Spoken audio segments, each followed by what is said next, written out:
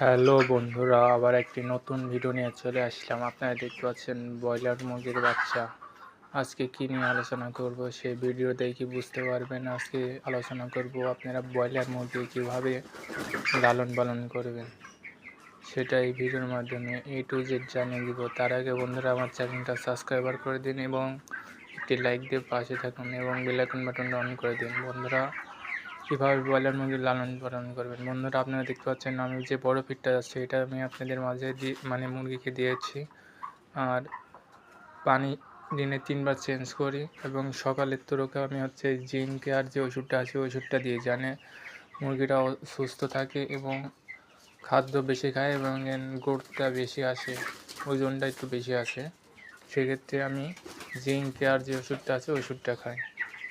বন্ধুরা, আপনারা পাত্রটা অবশ্যই পরিষ্কার পরিচ্ছন্নতা রাখবেন এবং দিনে 3বার চেঞ্জ করবেন এবং খাবারটা দিনে 2বার দিবেন, যখন পুড়ে যাবে আবার দিবেন এবং যত্ন সহকারে লালন পালন করবেন।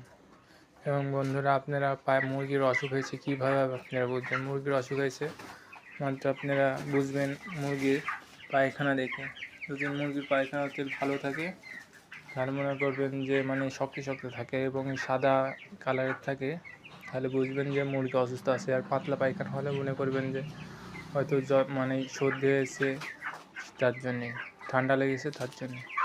বন্ধুরা, এরকম নতুন নতুন ভিডিও পেতে আমার চ্যানেলটা এখনই সাবস্ক্রাইবার করে দেবেন। ধন্যবাদ।